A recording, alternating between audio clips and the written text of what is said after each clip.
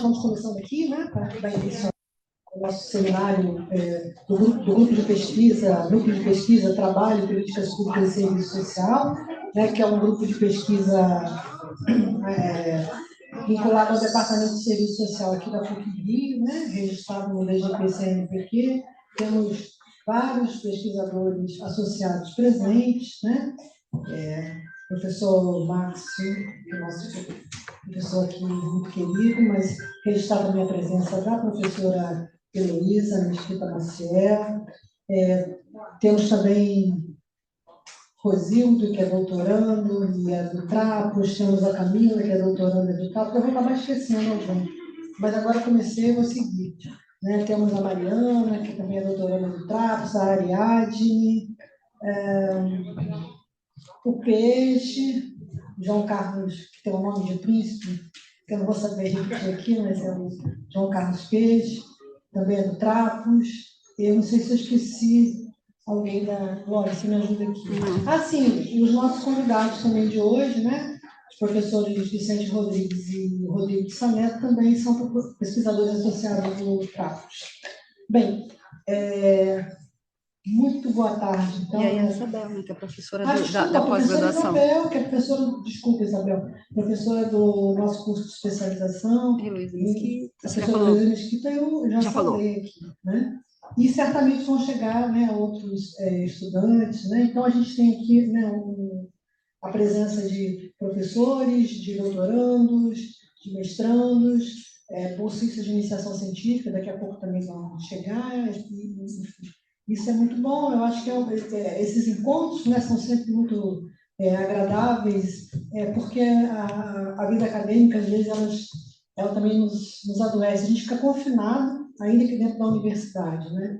Então, estar aqui presencialmente, estar no evento, encontrando pessoas, né, tomando café juntos, isso é muito bom, né? Então, muito bem-vindos e bem-vindas.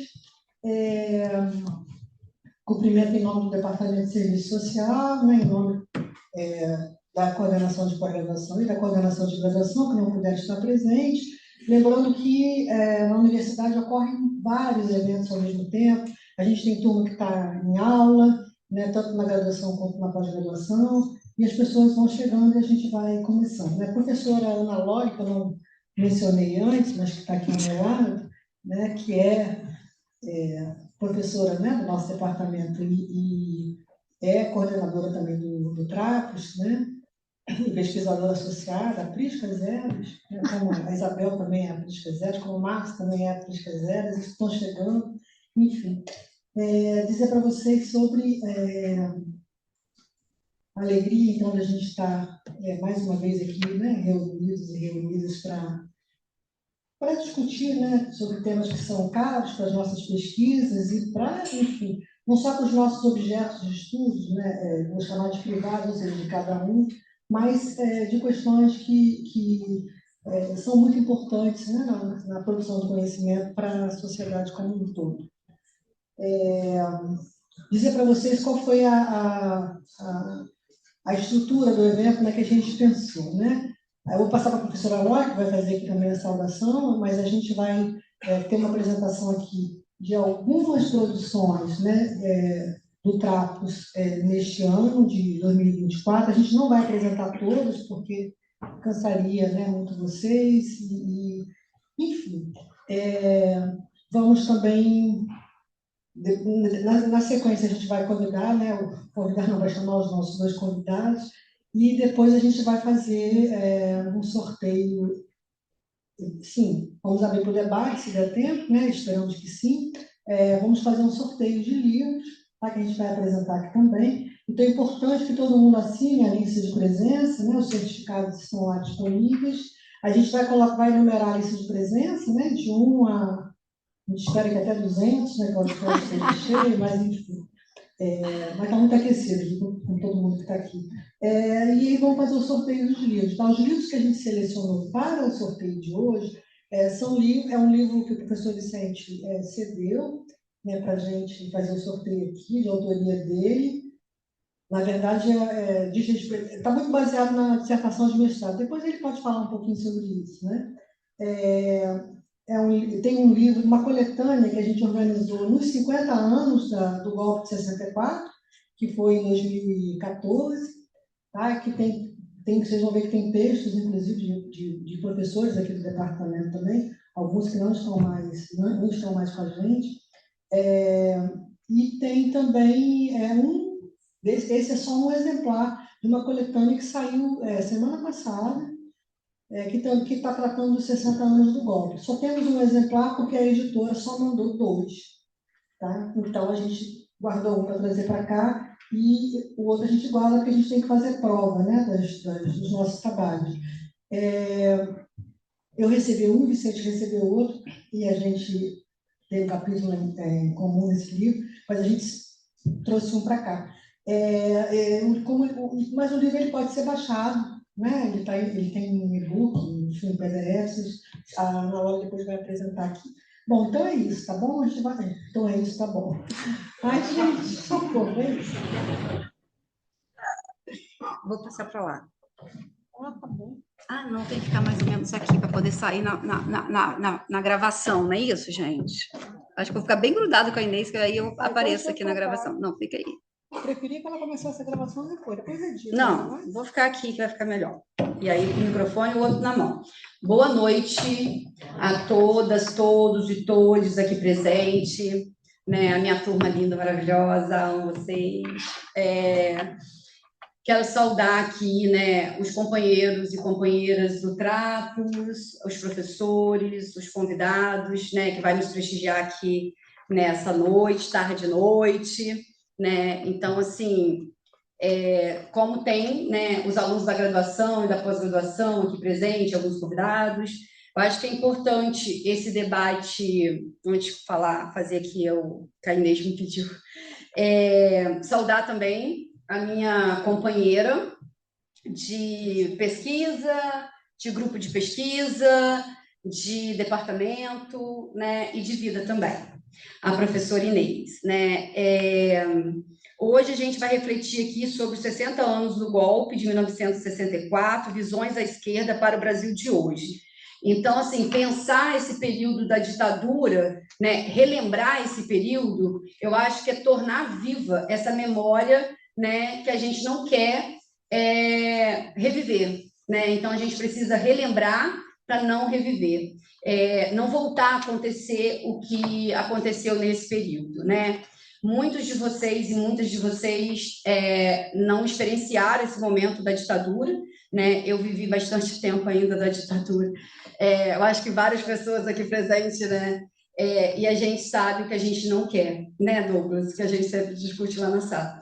Então, assim, e é importante aqui também, como pano de fundo, para a gente poder pensar a formação em serviço social, né, já que a gente está aqui pensando as nossas disciplinas, estou aqui pensando aqui olhando para o Marx, né, para a gente poder pensar esse movimento do serviço social também, né, do serviço social, rompendo com o serviço social tradicional, quanto que é importante também essa abertura política, quanto que foi importante esse período para a nossa profissão de serviço social. Então, assim, é importante para as disciplinas que a gente está ministrando nesse período, que vocês estão tendo nesse período, também é importante para as pessoas, para os estudantes e as estudantes da pós-graduação. Estou aqui olhando para a Liade, me orientando, que está discutindo exatamente esse período histórico, né, na tese.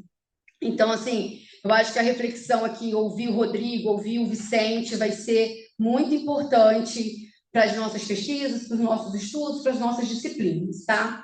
Então, já queria aqui, de antemão, né, porque eu já agradecer a vocês. Mas passar para o lançamento, eu esqueci de falar um pouquinho sobre o seminário. Tá?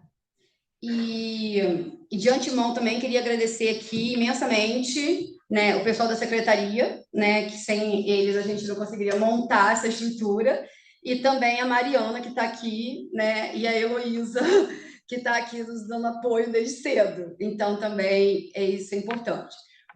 Antes de fazer o lançamento, vou voltar aqui para a Inês, né, que a Inês vai falar um pouco sobre o objetivo do seminário, enfim. Obrigada, Lore. Desculpa, eu acabei me esquecendo de comentar aqui. Quando a Lore começou a falar, eu me lembrei, gente, eu até anotei aqui umas coisas que eu queria... Enfim, quando a gente pensou nesse evento, né, queria compartilhar com vocês, né? E seria sobre a importância de entender a ditadura militar no Brasil para compreender o presente, que é o objetivo, né, desse nosso encontro, desse nosso seminário, né? Então, assim, para quem não viveu, né, como a Loli falou, felizmente, né, esse período... Felizmente. Oi? Felizmente. Felizmente. A ditadura militar foi o período da história brasileira que se estendeu de 1964, para vocês que são muito jovens, há muitos anos atrás, né? 64 a 1985. O regime ele foi instaurado por um golpe organizado tanto por militares quanto por civis em 1964, né? Daí deu então o início, né, ao período da ditadura, e por isso também é comum ser chamado de ditadura militar, ditadura civil-militar, ditadura empresarial militar, né? Depende aí das abordagens, dos autores, das correntes. Certamente os nossos convidados, talvez, né, toquem nisso. Então, nesse ano de 2024, né, o golpe completou 60 anos. Então, a gente não está aqui absolutamente comemorando, a gente está rememorando, como a Loli disse muito bem, né, lembrando para a gente poder não esquecer esse período tão terrível, né, da nossa história. Então, foi um período assim, de 21 anos, né, marcado pelo autoritarismo e pela repressão realizada pelo Estado, né, com importantes impactos na política, na economia e também no aspecto social. A gente, então, pensou na organização deste seminário porque é importante estudar não só o período da ditadura militar, mas também seus desdobramentos. Né? Por isso que a gente está, né, com a proposta de trazer também para o presente. Preservar a memória da ditadura é fundamental para garantir que as gerações futuras saibam o que aconteceu. A Loli também já disse isso, mas a gente não combinou, né? Então está mais tudo bem, a gente está reforçando aqui a ideia. É verdade. Isso permite que as pessoas entendam a luta pela democracia e a importância de proteger as instituições democráticas. Muitas das questões políticas, sociais e econômicas que o país enfrenta hoje têm raízes naquele período. Algumas já vêm aí de antes, né, mas outras têm raiz naquele período, enfim, e muitas perduram. Né? Consideramos que, quando a gente estuda a ditadura, causas anteriores que levaram a esse contexto de violência e autoritarismo, suas consequências e permanências no nosso presente, pois vivemos naquele período um terrorismo de Estado, isso ajuda a contextualizar os desafios atuais e a encontrar, a buscar, né, soluções para os problemas do presente. A repressão esteve presente na prisão, tortura, né, e assassinatos de lideranças sociais, né, inclusive lideranças estudantis. Né? Saudar a Renata, colega do Arquivo Nacional, que chegou aqui. Muito bem-vinda, Renata.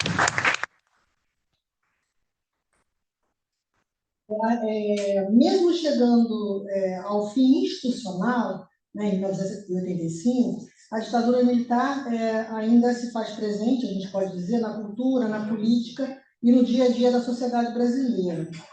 Uma palpite aqui meu, uma impressão, né? Com isso, surge uma pergunta, a gente pode fazer uma pergunta. Seria possível um novo golpe militar no Brasil? O quão fragilizada está a relação da sociedade com as instituições públicas? Eu não tenho respostas e não sei se nossos convidados podem abordar esse aspecto, enfim, mas eu acho que são questões para a gente poder pensar, né? Diferente, já vou terminar, tá?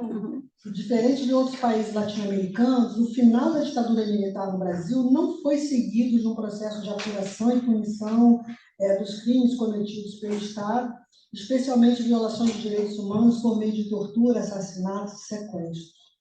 O processo de, coloque entre aspas, anistia ampla, geral e restrita, negociado ao final dos anos 1970, sob uma correlação de força bem mais favorável às forças governistas que à oposição, que teria envolvido aqueles que praticaram tais crimes, livrando nossa memória coletiva do direito ao conhecimento da verdade e à realização da justiça. Assim, os impactos da ditadura militar no Brasil são complexos e ainda não foram superados. E tais impactos acabam mudando aspectos da sociedade brasileira até os dias atuais. O país precisa lidar com as consequências desse período, né, buscando liberdade, justiça e construção da democracia. A nossa democracia é muito frágil, muito recente e nos limites da sociedade burguesa. Né? A gente vem estudando isso, nos limites, né, do capitalismo. Ainda assim, mesmo uma burocracia pensada na sociabilidade capitalista, né, a nossa democracia é muito frágil, ainda que nesse sentido. Né? certamente que nossos convidados também vão tocar um pouquinho nisso. A ditadura brasileira, então, foi um marco na história recente do Brasil e deixou cicatrizes que ainda estão abertas e seus impactos e reflexos podem ser encontrados ainda nos dias atuais. Eu estou muito no ainda, porque eu acho que é para reforçar um pouco essa ideia mesmo, né? Na atualidade, um dos impactos persistentes da ditadura foi, por exemplo, a ascensão de partidos de direita e extrema-direita que resgatam uma narrativa militar, né, atualmente bastante popular. Nos últimos anos, os movimentos de extrema-direita foram ganhando cada vez mais visibilidade e, com isso, mais adeptos. Eles se beneficiaram da onda reacionária, né, e da extrema-direita que ascendeu nas diversas regiões do mundo, apresentando-se como parte dessa onda. Há também uma conexão da ditadura com formas violentas de resolução de conflitos, com abordagem agressiva, ruptura com o sistema e sentimentos de revolta contra as instituições já estabelecidas. A gente é só abrir os jornais ou entrar nas redes sociais que a gente vê, né, isso de forma muito clara, né? Ou então assistir os telejornal que chama, né? Tipo Globo News, Jornal Nacional. Tá. Então, a ditadura criou ou aprofundou uma cultura política violenta, autoritária, que nega os conflitos e aposta na violência como resolução de conflitos, né? E tinha falado em memória coletiva antes, né? Mas a falta dessa memória coletiva, né, referente a esse período, contribuiu para que várias pessoas das novas gerações, desconhecendo o passado e manipuladas pela desinformação, e pelo controle das novas mídias sociais pela extrema-direita, passasse a simpatizar e defender os anos de ditadura militar, que também é muito comum a gente observar nas redes sociais, né? Some-se a isso uma certa confusão causada pela própria esquerda, que vem perdendo o foco na luta de classes e no compromisso com a classe trabalhadora, que é tão caro para nós, né? Que a gente sempre está trabalhando sobre isso, quando a gente estuda sobre a questão social, sobre as expressões da questão social, a gente está trabalhando e lidando com isso durante todo o tempo. Eu peço desculpas a vocês por ter me estendido um pouco, mas é um tema realmente muito caro, muito importante. Eu tinha esquecido na hora que eu falei, daí eu interrompi a Loli e pedi de volta, mas para poder compartilhar. E que bom que a Loli, né, Mia? Somos de casa. Gente, vocês sabem como eu sou, muito simples e, enfim, muito informal, mas é isso, acho que isso que é bom, né? A gente conversa de forma muito próxima, né? Eu acho que isso que é bem interessante. Deixe a conferência para os nossos convidados, né? Mas, enfim, muito obrigada.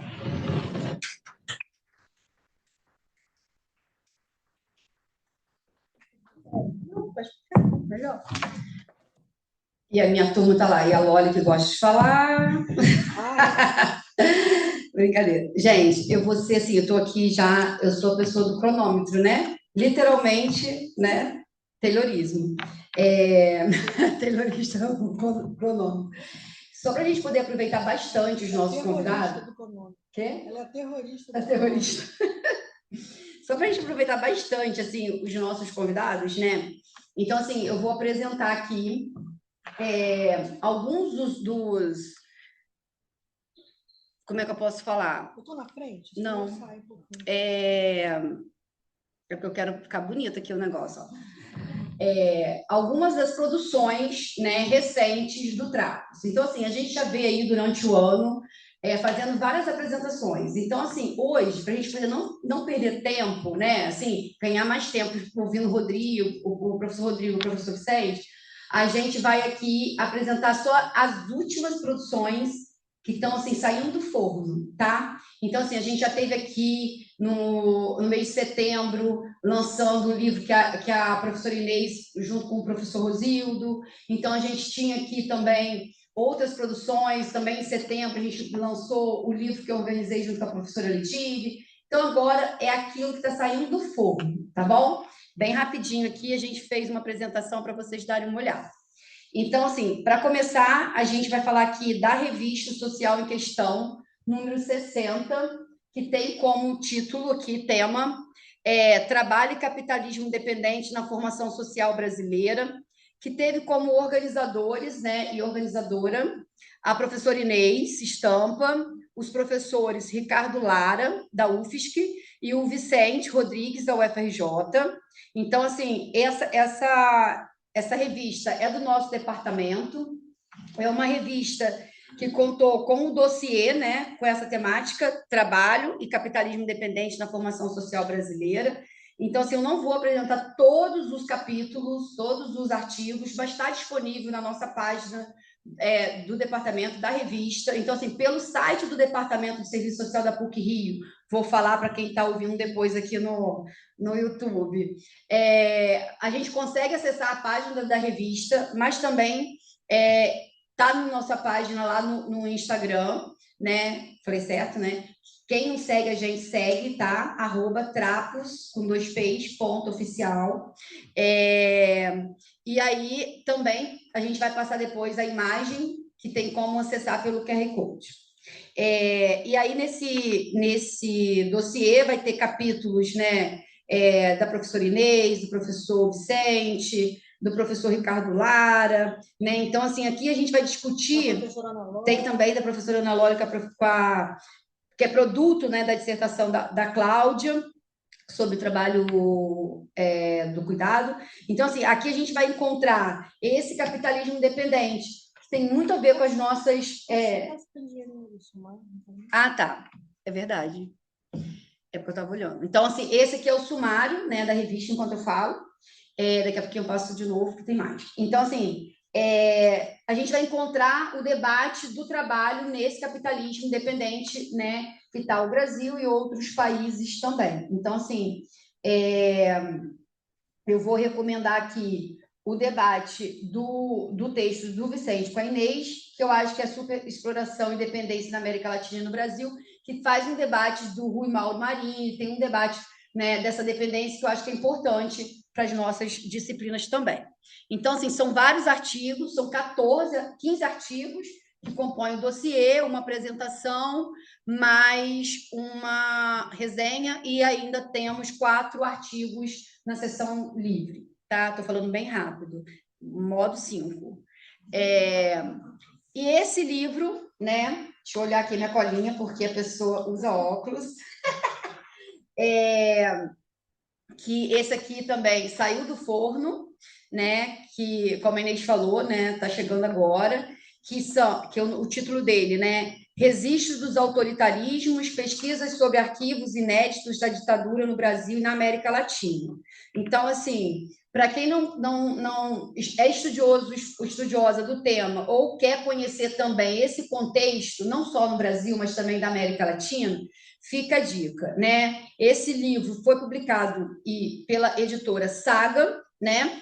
E acabou de ser lançado, também está em e-book, tá? Foi organizado aqui pelos professores, eu acho. Fábio Lanza, José Neves Júnior e Marina Adams, né? Essa capa eu achei bem interessante, porque é um documento, né, confidencial, achei muito legal, que são os documentos da ditadura, então, assim, tá manchado para a gente poder, acho que é de propósito, para a gente não ler. Também tive acesso, né, hoje à capa, muito, muito, muito interessante. É um livro que eu gosto muito, então estou olhando aqui já para o Rosildo, que teve no Chile recentemente, onde a gente também vai ter o Museu dos Direitos Humanos, que a gente vai ter também essa história lá. O sumário, né, tem vários artigos, capítulos, então, assim, aqui a gente está falando sobre tudo, porque tem um artigo da professora Inês com o professor Vicente, né, que está aqui, dividido em 3 eixos, né? E o da professora Inês com o professor Vicente está no 3º eixo, sobre fontes documentais na era digital. Então, assim, que fala desse desaparecimento dos arquivos, né? De uma política pública, que está falando aqui do Memórias Reveladas. Então, assim, esse livro pode fazer download na página da editora, mas a gente vai mandar para vocês também aí o QR Code e a gente vai botar lá no Instagram do Trapos. Estou fazendo aqui a dica, falando.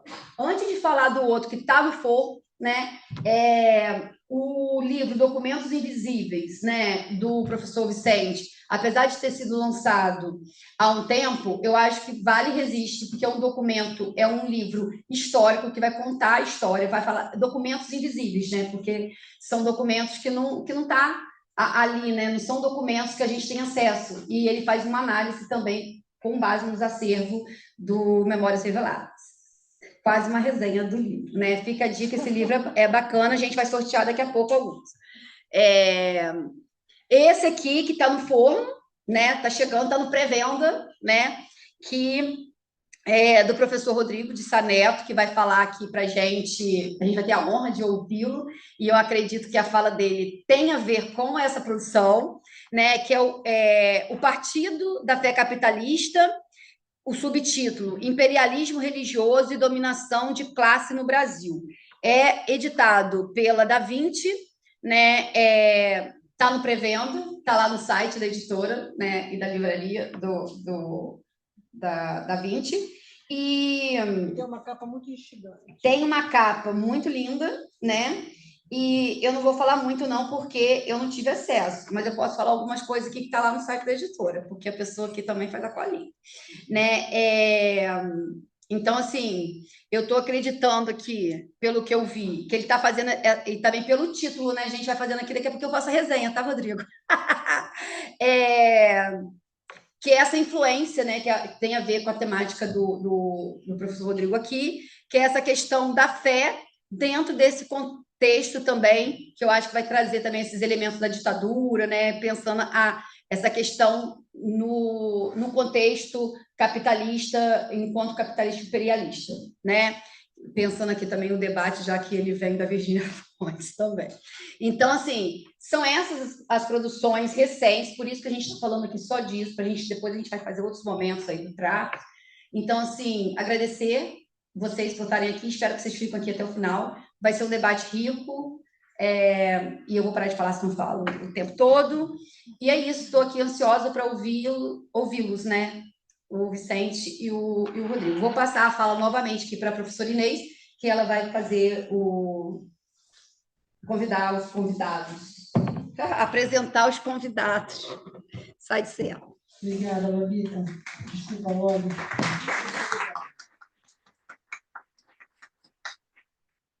Bom, gente, imediatamente vou convidar, então, os professores Vicente Rodrigues e Rodrigo de Sá Neto para vir aqui para a mesa, tá bom? Enquanto isso, eu vou apresentando os dois, né? O professor Vicente Arruda Câmara Rodrigues também tem um nome assim meio difícil, não tanto quanto do peixe, mas também é principista, né? Bom, ele é doutor em Direito pela Universidade Federal do Rio de Janeiro, a UFRJ, né?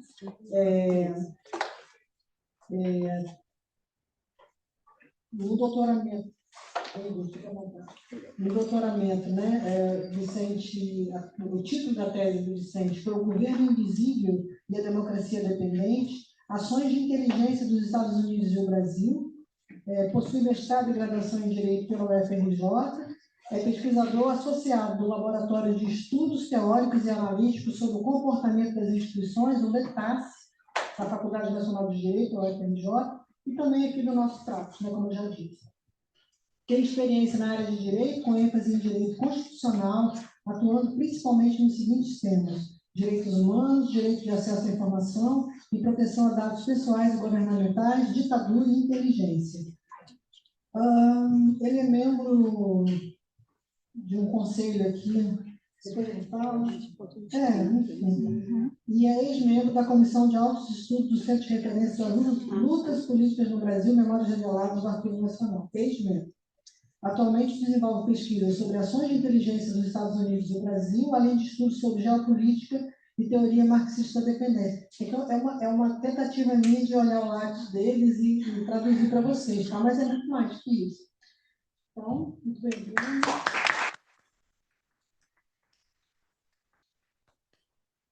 Professor Rodrigo de Sá Neto, graduado em Comunicação Social e História, é mestre em História pela Universidade Federal do Estado do Rio de Janeiro, a Unirio, é doutor em História pela Universidade Federal Fluminense, a UF, né? E o título da tese de doutorado dele é O Partido da Fé Capitalista, Organizações Religiosas e o Imperialismo Norte-Americano na segunda metade do século XX. Ele é técnico em assuntos culturais no Arquivo Nacional, lotado no Centro de Referência das Lutas Políticas no Brasil, 64-85, Memórias Reveladas. Atualmente desenvolve pesquisas sobre o imperialismo estadunidense e suas conexões com organizações religiosas conservadoras daquele país. Cola do Lattes, aqui do professor, tá? Mas é isso, né? Então,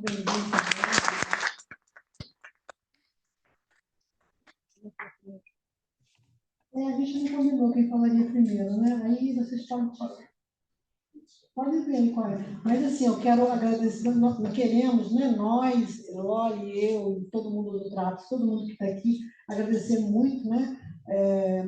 Aos dois por terem aceitado o nosso convite, né? Porque, enfim, é muito importante a gente ter pesquisadores, né, com pesquisas, né, dessa envergadura aí para colaborar conosco nessa discussão aí sobre 60 anos do golpe de 64. Dizer que eu fui companheira de trabalho durante muitos anos, né, dos dois, né, no Centro de Referência Memórias Reveladas, assim como a Renata, né? Renata, servidora da Arquivo Nacional, que eu saudei aqui, também atualmente está trabalhando na Memórias Reveladas, né? Então, assim, a gente tem uma convivência aí longa, mas eu estou afastada, né? Estou há algum tempo afastada. Não tem tanto tempo assim, mas parece que faz muito tempo, né? Estava morrendo de saudade do ouvir, né? Enfim. Bom, gente, é isso. Eu vou passar imediatamente para eles. Eu vou sair daqui, vou deixá-los bem à vontade, tá? Logo você vai ver o negócio do... Quem vai falar primeiro? A Loli... Não, ele vai ficar ali na sua frente, assim. Para não atrapalhar. Vocês já decidiram a ordem? Tá. Então, assim, vocês fiquem à vontade, são 18 horas aqui no meu relógio, né? A gente pensou, assim, um tempo de fala para cada um de cerca de 40 minutos, 50, mas também não vamos apressar. A Loli é meio, como eu falei, terrorista. Só estou passando o slide hoje, não estou no controle do tempo, porque eu sou rigorosa, sou reloginho. Se vocês quiserem, a gente dá uma lembrada. Mas, assim, e agradecer muito a presença de vocês aqui, tá bom? Isso é muito importante. Né? É? Bom, melhor, porque a gente pode ir para o debate. Certo. Então, ó. O microfone dele está ligado. Tá. Boa noite. Eu me chamar aqui, então, com licença. Vou deixar uma caneta aqui para vocês. Eu vou trazer outra.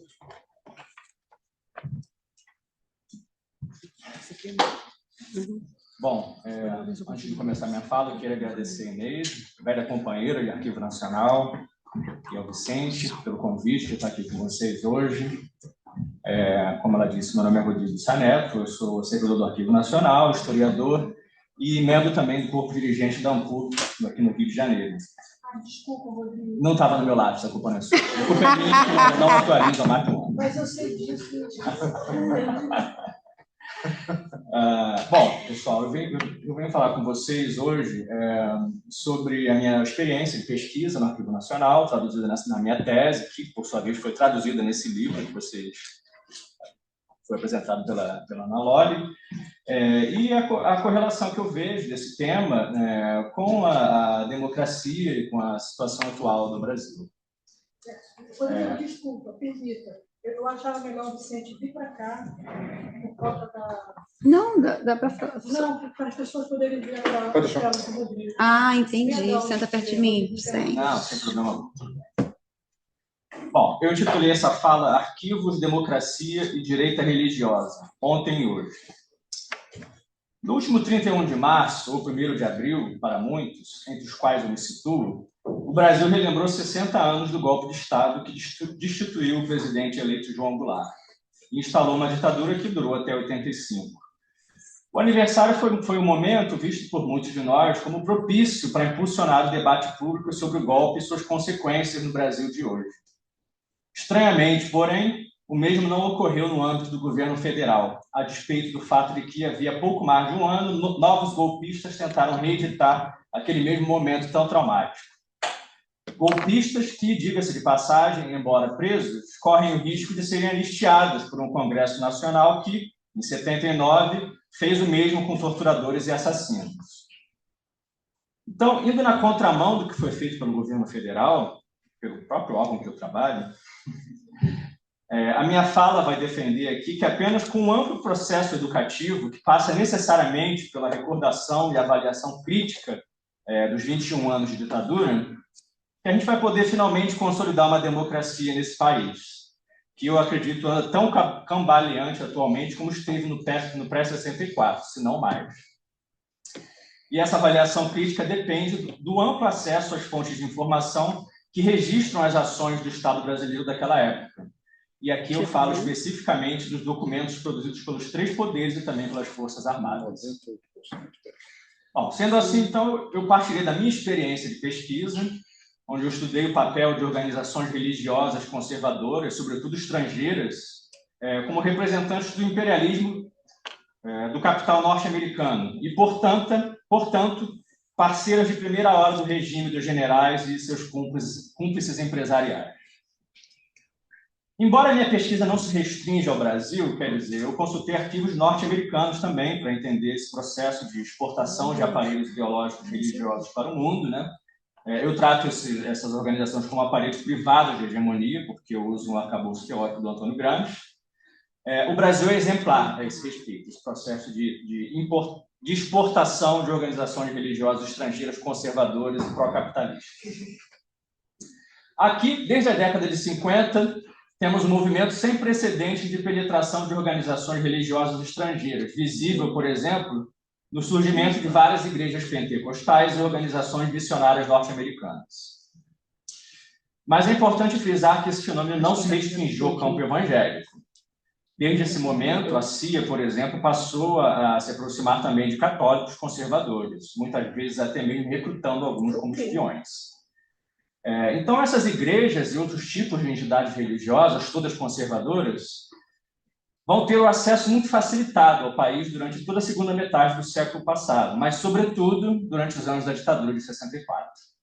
Ditadura que viu nesse movimento a oportunidade não apenas de desarticular os movimentos populares de contestação, mas também de reduzir no campo religioso a influência da teologia da libertação, que chegou a ter um peso considerável, tanto entre católicos como evangélicos aqui no Brasil. A gente costuma associar quase sempre a teologia da libertação ao campo católico, mas é importante dizer que havia evangélicos também naquela época que eram partidários e pensavam a teologia da libertação. Eles têm menos exposição porque, na época da ditadura, o campo evangélico ainda era muito pequeno no Brasil, ao contrário do campo católico, que era majoritário, ainda é até hoje, mas naquela época era muito mais. Essa teologia, que eu vou lembrar aqui, ela tinha como algum dos seus componentes principais a mescla de elementos teológicos com ideias marxistas e a chamada, entre aspas, opção preferencial pelos pobres, ou seja, a escolha de setores da igreja e concentrar seu trabalho pastoral entre a porção mais desfavorecida da classe trabalhadora. A ação pastoral que também não se resumia a tratar apenas de problemas espirituais, mas, inclusive, os problemas da vida prática, como os fatores responsáveis pela pobreza, causadores da pobreza. Então, muitas organizações religiosas que surgem aqui no Brasil nessa época, que já estavam, algumas que já estavam, inclusive, como, por exemplo, a Igreja Batista, tiveram laços muito estreitos com a ditadura. Os batistas eles declararam apoio ao golpe desde o início. A Igreja Presbiteriana Fundamentalista foi outra. Um pastor dessa igreja, chamado Israel Gueiros, num programa de rádio, no dia 31 de março, chegou a agradecer a Deus pelo início do golpe e fez mesmo um culto de ação de graças em apoio às Forças Armadas em Recife. Mas eu vou concentrar aqui a minha fala em outros dois tipos de organização religiosa, pois é sobre elas que a documentação do governo brasileiro tem mais a falar. As organizações missionárias estrangeiras, que fazem trabalho, sobretudo, entre indígenas, e a Igreja da Unificação, também conhecida como Seitamum, uma organização religiosa bem pouco conhecida, talvez, hoje em dia, né? Mas que, apesar disso, teve e eu acredito que continua tendo uma importância política muito grande. E essa igreja, tanto aqui no Brasil como no resto do mundo, ela organizou, desde que ela surgiu, nos anos 50, né? Mas na América Latina com mais força nos anos 70, muitos eventos de doutrinação pró-capitalista, reunindo a classe dominante com intelectuais, líderes religiosos, políticos, militares e outros formadores de opinião, né? Sobretudo, líderes religiosos. Inclusive, o próprio nome da igreja, a Igreja da Unificação, tem a ver com isso. Eles se propunham a fazer um movimento ecumênico, anticomunista e pró-capitalista internacional, congregando membros de todas e quaisquer igrejas que vocês possam imaginar. Então, até judeus e muçulmanos eles convidavam para os eventos dele. Bastava ser religioso e ser anticomunista que eles queriam formar laços com essas pessoas e integrá-las a esse movimento.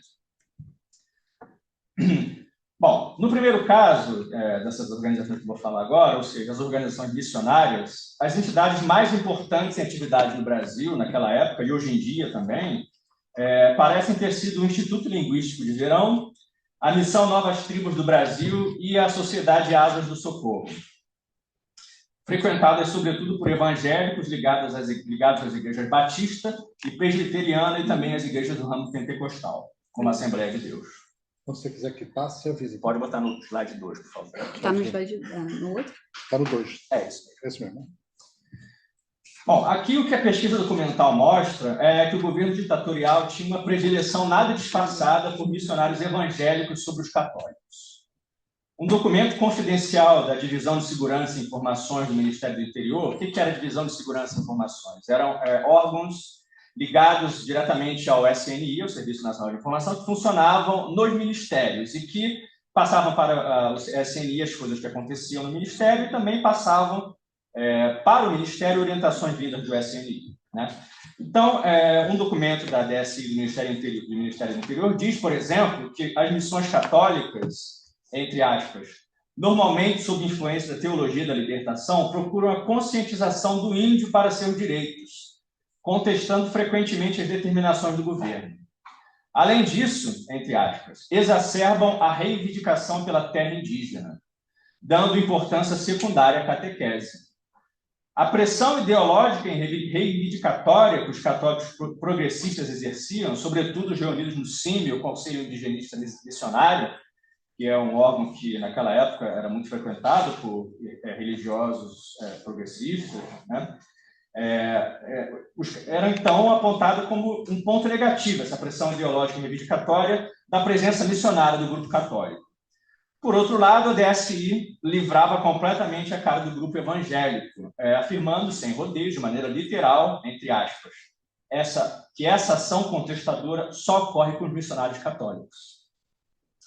Já o Serviço Nacional de Informações, em documentos de 1986, e aqui a ditadura já havia terminado, mas, apesar disso, os órgãos de inteligência, muitos órgãos de inteligência, como o SNI, continuaram funcionando. Né?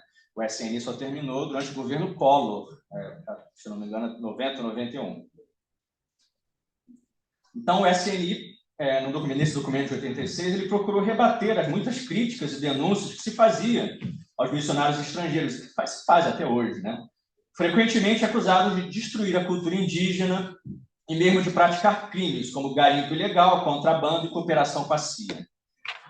Mas, para o SNI, tudo isso não passava de preconceitos, mentiras difundidas por, entre aspas, antropólogos indigenistas de fora e de dentro dos quadros da FUNAI, compromissados com o chamado indigenismo autêntico. O serviço reforçava, assim, a necessidade de manutenção das atividades dessas agências missionárias, trazendo à baila um velho argumento de que o governo não possuiria recursos para prover assistência médica e educacional aos indígenas, que precisariam, na visão do governo, ser totalmente integrados à sociedade brasileira. Slide 3, por favor.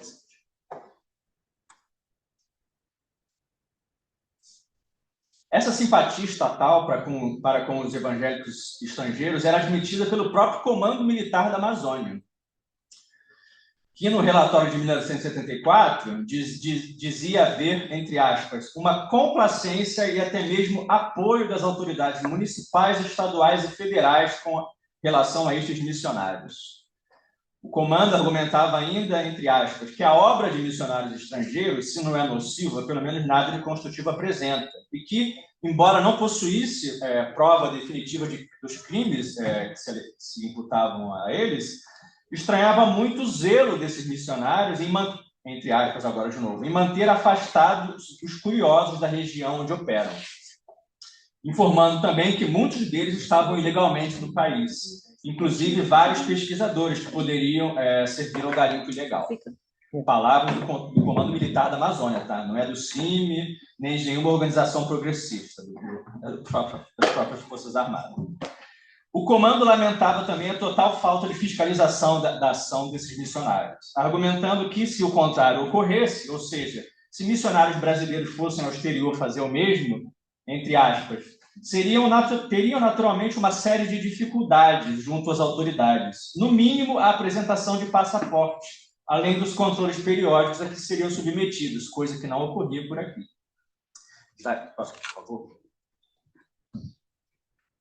Foi. Outra organização missionária estrangeira muito interessante, mas que não desenvolvia atividades junto a indígenas, mas sim junto à população de maneira geral, é uma organização que se chamava Missão Voz dos Mártires.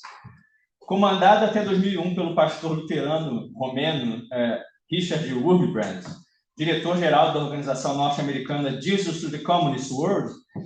A função dessa organização era a denúncia de crimes que, segundo eles, estariam sendo cometidos contra cristãos nos países socialistas e o contrabando de Bíblias para esses mesmos países. Esse movimento ele chega no Brasil em 1973 pelas mãos de outro pastor, o alemão Erich Ostermohr, membro da Igreja Congregacional. Conforme o Centro de Informações da Aeronáutica, o CISA, esse pastor empreendia, entre aspas, uma verdadeira cruzada anticomunista em bairros humildes do Rio de Janeiro, informando das atrocidades cometidas pelos marxistas a pobres operários e donas de casa, que poderiam ser alvo fácil do proselitismo vermelho. Mas a atuação da missão ela não se restringia ao Rio de Janeiro nem às classes trabalhadoras. As palestras e as publicações que esses caras faziam eram levadas para todo o Brasil. Novamente, conforme o CISA, o movimento era recebido, inclusive, entre aspas, em diversas organizações militares. Ou seja, eles faziam palestras e distribuíam publicações em organizações das Forças Armadas. Passo agora à Igreja da Unificação, ou Seitamum, como alguns chamam. Atualmente denominada Federação Familiar para a Paz Mundial e a Unificação, ela existe até hoje. O fundador já morreu, mas a família cuida do negócio. Ela é uma entidade ideológica e religiosa que foi fundada na Coreia do Sul em 1954 pelo ex-militar e empresário Sun Myung Moon. Teologicamente, ela se sustenta nos escritos desse cara, do Moon, que era um autodeclarado messias, não é uma igreja cristã. Enquanto ideologicamente, ela se caracterizava por um forte anticomunismo, cultivado em campanhas que reúnem e reúnem ainda por todo o planeta setores sociais influentes, como empresários, políticos, intelectuais e líderes religiosos, aí organizando essas pessoas em torno de um projeto de hegemonia, né? No Brasil, há indícios documentais sobre os esforços da Igreja para estabelecer pontes com o nosso empresariado, nossas forças armadas e membros do governo desde os anos finais da ditadura. Além disso, em mais de uma ocasião, os papéis oficiais mostram disposições favoráveis da cúpula do governo ditatorial para com a Igreja da Unificação. Então, a Divisão de Segurança e Informações do Ministério da Justiça, por exemplo, em novembro de 1981, rebatendo muitas denúncias que a Igreja vinha sofrendo, né? Nessa época saiu no jornal e na televisão várias denúncias de que a Igreja praticaria crimes como remessa ilegal de lucros do exterior, estelionato, até assassinatos do tipo, denúncias que, de maneira bem curiosa e perturbadora, ela era vítima no mundo inteiro, em todo lugar onde ela atuou, né? Então, em 1981, esse relatório da DSI do Ministério da Justiça, ele rebate as denúncias feitas à Igreja, afirmando que, além de ser juridicamente inatacável a permanência dela no Brasil, importava muito o fato dela lutar contra o comunismo, contrapondo-se, assim, à influência das organizações de contestação da ditadura, né? Aí são palavras minhas, né? Porque eles não se chamavam ditadura, mas eles escrevem lá que importava muito o fato de lutarem contra o comunismo. Já o Serviço Nacional de Informações advogava que, ideologicamente, suas pregações em muito contribuiriam para fortalecer o nacionalismo e o sentimento religioso e democrático, e que a sua denúncia sistemática das mazelas do comunismo fortaleceria a consciência política e ideológica da população. Outro forte indício de favorecimento estatal para essa igreja eu encontrei num documento de 1981 da DSI, agora do Ministério das Relações Exteriores, né? Nesse papel, a gente encontra anotações sobre uma ligação telefônica entre a DSI e a agência central do SNI, onde um agente do SNI orienta a DSI a liberar vistos de entrada no país para estrangeiros vindos da Coreia do Sul, membros dessa igreja, que vinham realizar um evento de doutrinação comunista organizado pela igreja no Brasil.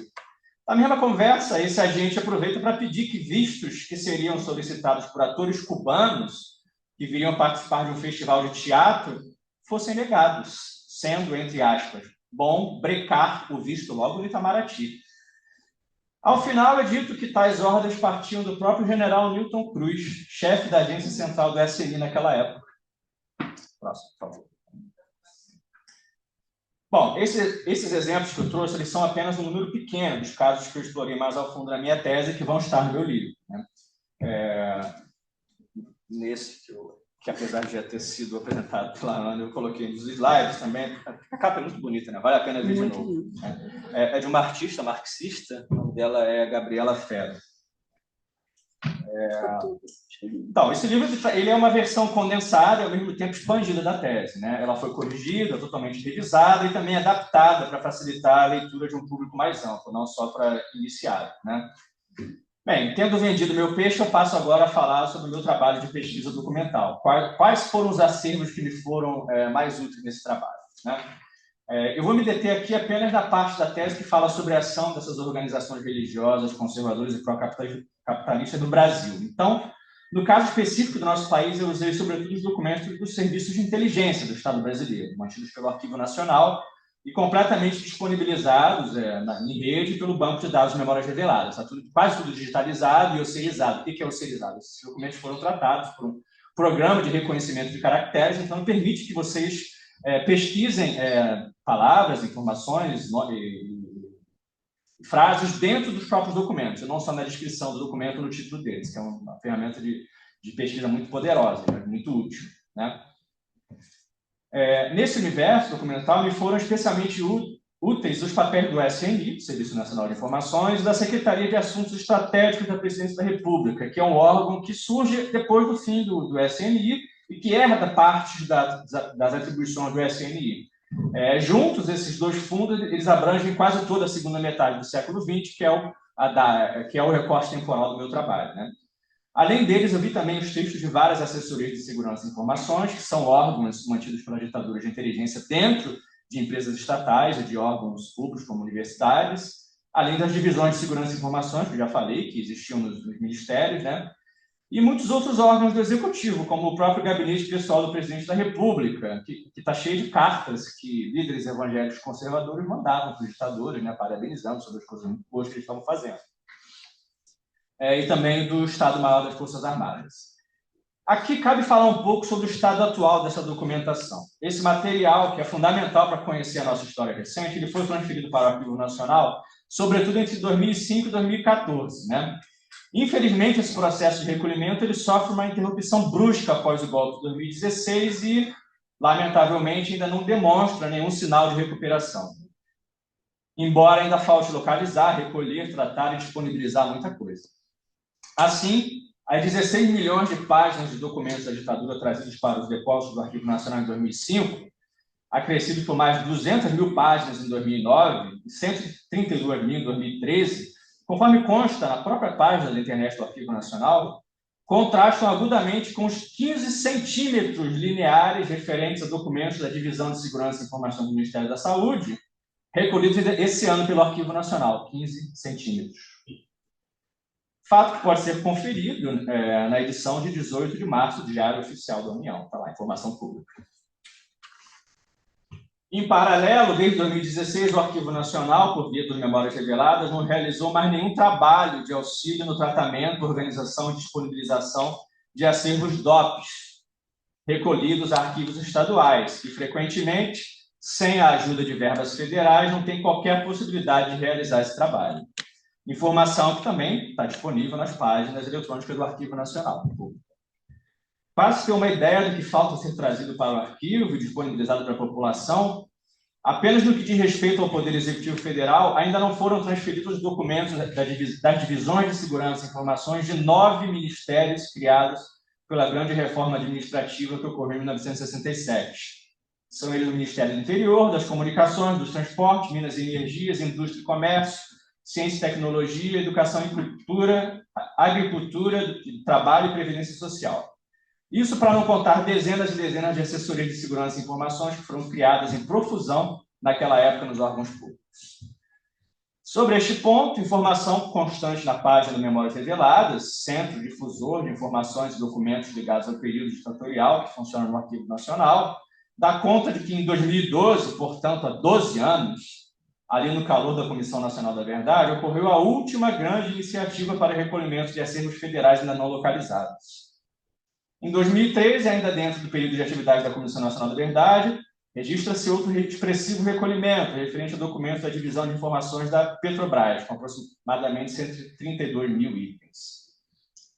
Uma pesquisa breve do Banco de Dados Memórias Reveladas, ou no Sistema de Informações do Arquivo Nacional, o CIAN, porém, mostra que, mesmo com esse esforço, apenas uma minoria dos documentos do Sistema Nacional de Informações e Contra-Informação, o SISNE, foi, de fato, recolhida e disponibilizada, cabendo, portanto, retomar essa iniciativa.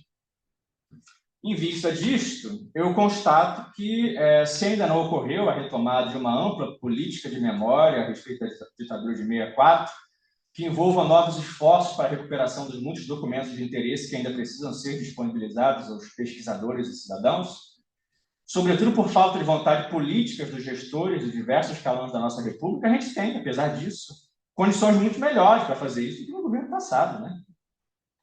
O caminho, entretanto, me parece ser obrigatoriamente a mobilização de grupos marginalizados da vida política do país em governos anteriores, mas com os quais o seu governo atual não pode deixar de se abrir para um diálogo mínimo, né? E aí eu falo, sobretudo, dos múltiplos movimentos sociais que ainda lutam pela reparação dos crimes daquele tempo, dos arquivistas, a quem interessa a elevação da qualidade das práticas governamentais envolvendo a sua ciência, e de pesquisadores de diversas áreas, como vocês aqui, que muito precisam discorrer ainda sobre aquele momento da vida brasileira. A continuação desse trabalho é imprescindível diante do quadro de agudização de movimentos autoritários e neofascistas que vemos hoje no Brasil e no mundo.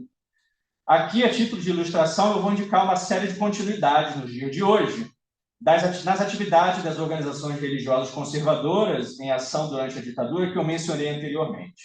Bom, em março de 2020, o então presidente Jair Bolsonaro ele nomeou um membro da Missão Novas Tribos do Brasil, o pastor Ricardo Lopes Dias, para o cargo de chefia da Coordenadoria Geral de Índios Isolados e recém-contratados da Fundação Nacional do Índio, FUNAI.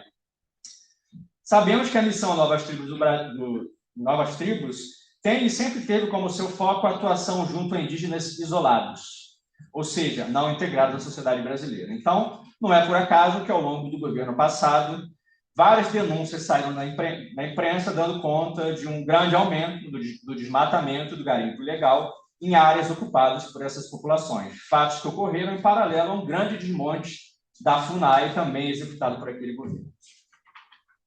Sobre a missão Voz dos Mártires, atualmente ela continua funcionando, sediada no Paraná sob o nome de Missão em Apoio à Igreja Sofredora. A conexão dessa organização com a ultradireita atual fica evidente em fatos como os que ocorreram em abril de 2021, quando uma publicação editada pela organização nos anos 70, denominada Marx e Satã, foi relançada acompanhada de uma live no YouTube, apresentada por uma professora de História de Santa Catarina, que, além de discípula do Olavo de Carvalho, é declaradamente antifeminista e chegou a processar sua orientadora de mestrado na Universidade Federal de Santa Catarina, acusando-a de perseguição ideológica. Essa pessoa ela foi eleita deputada estadual em 2018 e, no seu mandato, ela estimulou a denúncia de docentes não alinhados com as suas posições políticas, como prega o movimento de extrema-direita Escola Sem Partido. Vamos agora à Igreja da Unificação. Tudo indica que ela continua realizando ações doutrinárias e cultivando relações próximas com governantes em todo o mundo, como veio à tona, por exemplo, no caso do assassinato do ex-primeiro-ministro japonês Shinzo Abe, em 2022, cujo assassino apontou a ruína econômica da sua mãe, que teria doado tudo que tinha para a igreja como motivação para o crime. Isso porque, novamente, segundo o assassino, as operações da igreja no Japão teriam sido facilitadas pelo ex-ministro. Mesmo que a gente não tenha maiores comprovações disso, matéria dessa época, que foi publicada pela BBC, indica que o ex-premier participou de fato como palestrante nos eventos da igreja. No Brasil, o indício que a igreja pode manter relações com a extrema-direita atual é visto no caso do jornal Folha do Brasil.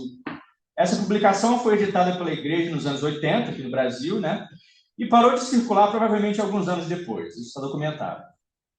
Mas, de maneira muito curiosa, até recentemente havia um jornal digital com o mesmo título, Folha do Brasil, inclinações de extrema-direita e muito poucas informações em sua página sobre seus responsáveis. Esse jornal digital, ele foi um dos órgãos de imprensa incentivadores de atos antidemocráticos sobre os quais o Supremo Tribunal Federal, o STF, pediu em 2020 dados sobre o financiamento às redes sociais. É isso que eu tinha para dizer. Muito obrigado.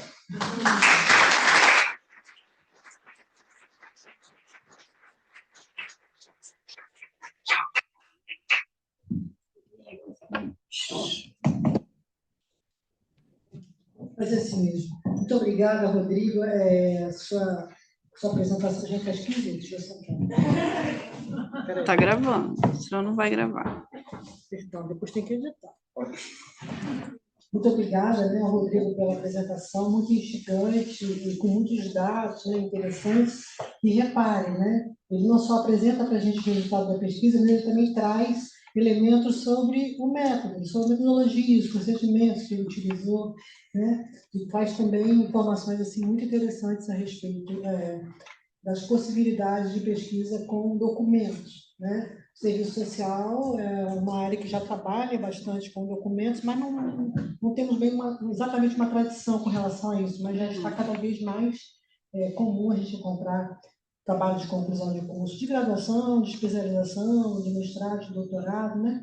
que usam documentos. E, assim, muito interessante também, né, as questões que ele traz para o presente, né, dessas permanências, né, dessas continuidades, além da questão, né, da pessoal aqui da disciplina de Estado, para todo mundo, né, para pensar a questão de como o Estado realmente, né, brasileiro, naturalmente sim, era uma ditadura, mas esteve envolvido com tudo isso, né, com essas questões, e como a sociedade civil, que eu tinha falado aqui no começo, ditadura civil militar, uma possibilidade. A gente teve aqui no começo desse ano, em março, né, na nossa aula inaugural, o professor Chico Carlos, né, Francisco Carlos Teixeira da Silva, da UFRJ, e também apresentou para a gente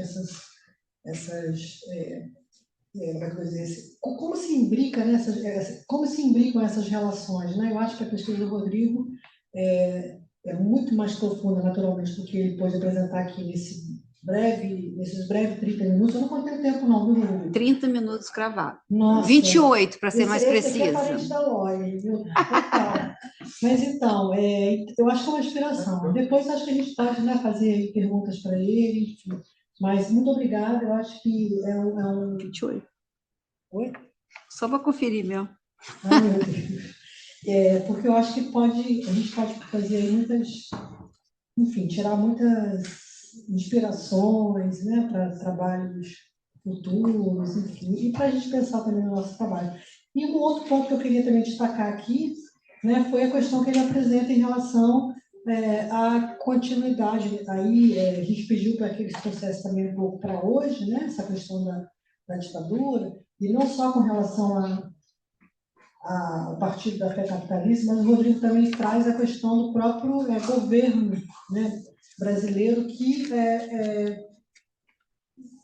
preserva, para usar um termo que caro aos arquivos, preserva práticas, né, políticas vindas, por exemplo, do governo Bolsonaro, né, sobretudo essas ligadas à questão da preservação da memória, né, e a gente está falando aqui de acervo da ditadura, é sempre bem delicado, bem complicado isso dentro do governo federal, dos governos estaduais, né? Mas a gente está, o que eu sempre digo, dentro do Partido dos Trabalhadores, né, não dá para a gente aceitar, né, esse tipo de postura. É um governo de coalizão, ampla, não sei o quê, mas enfim, isso é muito complicado. Então, é uma questão muito séria que ele também está trazendo para a gente, e que a gente pode pensar aqui em outros elementos, a gente pensar nos ataques que tem sofrido no Ministério da Saúde, se a gente pensar nos ataques, no Ministério que eu digo, não o ministro e os gestores, mas a política pública em si, né, e essas continuidades. Ministério da Educação, enfim. Mas, agora, claro que a gente concorda com o Rodrigo também, que é muito melhor estarmos, né, com esse governo. Acredito que todo mundo aqui tenha vontade, mas ninguém precisa manifestar, mas eu votei no governo Lula, mas claro que era aquele horror que a gente estava vivendo. Mas, sem dúvida, que a gente não pode não criticar, né, por conta disso. Essas críticas são importantes. Criticar no sentido de pensar mesmo, né? Fazer reflexões sobre isso. Desculpa, eu acho que era para o debate, mas é porque, Rodrigo, você sempre me instigou, né? E ele tem uma fala que é muito interessante, porque eu sempre brinquei que ele tem um humor assim ácido, né? Então ele vai falando, vocês podem não ter percebido muito, mas vocês sentiram aí que tem umas ironias muito finas, muito interessantes, né? Eu vou passar imediatamente para o Vicente, né? E depois o Rodrigo, já vou adiantando aqui, fica à disposição para as questões. Obrigada. Sim. Deixa eu ficar aqui, ó, passando. Não. O que eu faço com esse microfone? Deixa aqui. Você quer ficar aqui onde está a Inês, ó? Melhor? Aí talvez... Aí eu... Essa cadeira está muito em pé? Tá não, tá tudo bem. Quer que muda ela? Tudo bem. E assim todo mundo vê, entendeu? Deixa eu ver se você sai também na minha gravação.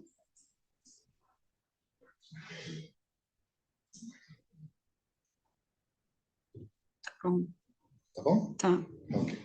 Boa noite a todas e todos. Cumprimentar a professora Inês, a professora Loli, cumprimentar a plateia, o meu colega Rodrigo de Sá Neto, que nos brindou aqui com uma exposição muito interessante, né, sobre a pesquisa dele, né, e a gente teve a oportunidade de acompanhar o processo de pesquisa do Rodrigo, que foi uma pesquisa de fato muito profunda e interessante, e também fiquei instigado até pelo que ele trouxe. E o Rodrigo ele pesquisou, ele contou para a gente que pesquisou na base de dados, que é a base de dados de memórias reveladas, né, que está disponível na internet, que tem os documentos socializados e tal. Eu não sei se ele localizou, mas tinha um documento muito interessante sobre a seita do Reverendo Moon, né, que essa seita é uma coisa assim muito interessante, né, pelo menos do ponto de vista assim, peculiar, né, aquele negócio meio grotesco, e o grotesco tem isso, né, ele atrai e repulsa ao mesmo tempo, né, a seita do Reverendo Moon. E um dado interessante é que toda vez que vocês ouvirem ou lerem ou ouvirem na TV uma história muito absurda sobre a Coreia do Norte, que é um país também muito curioso, né, em muitos aspectos, né, para não entrar muito em detalhes, mas toda vez que vocês ouvirem uma história muito absurda, provavelmente foi gerada pelos meios de comunicação da seita do Reverendo Moon.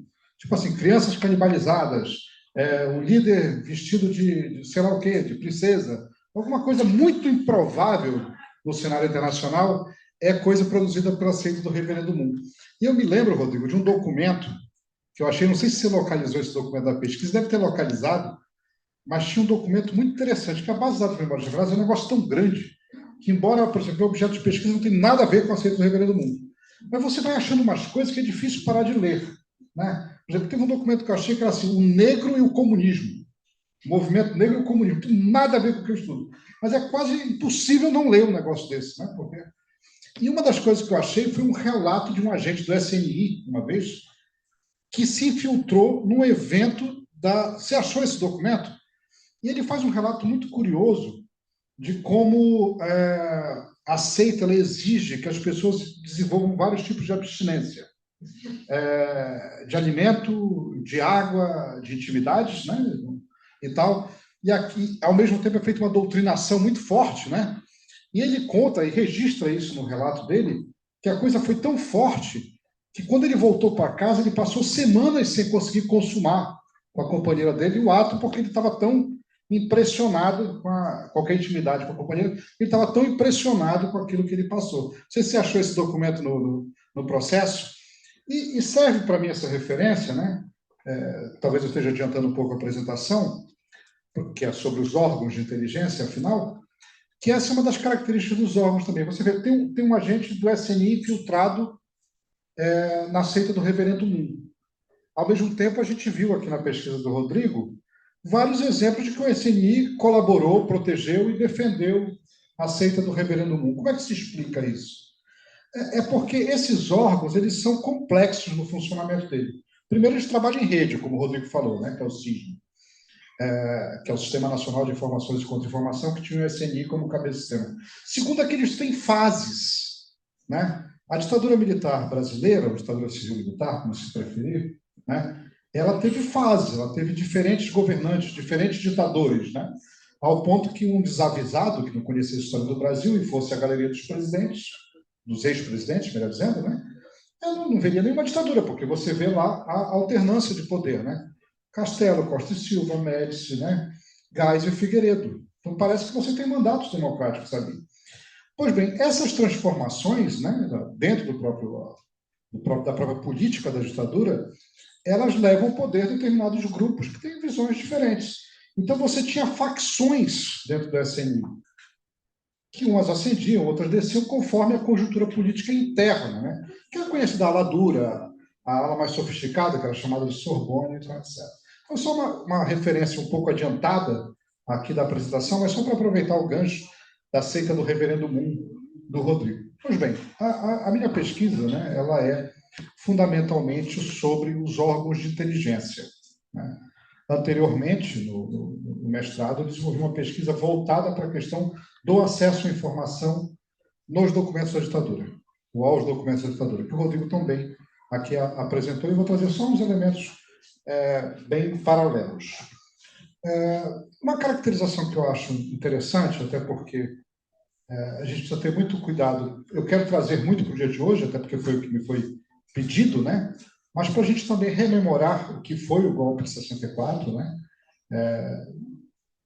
E como foi inaugurado, de fato, um período, que nunca é demais repetir, um período de violações sistemáticas de direitos humanos, de tortura, de desaparecimento forçado e de vários tipos de crime, né? Já se disse que a ditadura é a grande corrupção, né? Porque você rouba não verbas de um projeto específico, mas você rouba um país inteiro, né? Um processo democrático por inteiro. Então, fazer a rememoração desse período, até a gente podia chamar de comemoração, que é lembrar de novo, mas é porque comemoração tem um sentido mais positivo, né? Então a gente prefere rememorar, é fundamental, ainda mais num período que a gente está, que a gente sabe, em que reacendeu, digamos assim, um certo orgulho desse período, né? Eu quero dizer que um dos eventos marcantes, previamente ao golpe de Estado de 1964, foi a chamada Marcha pela Família, com Deus pela Família e tal. Foi uma marcha efetivamente muito grande. Como muito grandes, né, e muito populares são os movimentos chamados de extrema-direita hoje, né? Essas pessoas, elas não simplesmente desapareceram, essa perspectiva, ela simplesmente não desapareceu após 88, após a Constituição, ou após 85, com o primeiro governo civil, né? Ela estava na nossa sociedade, né? Teve um momento aqui no Brasil que praticamente todo mundo era de esquerda, né? Ou era o máximo de direita que você ouviu falar era centro-esquerda. Mas a verdade é que a gente sempre teve a direita aqui. A gente sempre teve o que se chama de extrema-direita, né?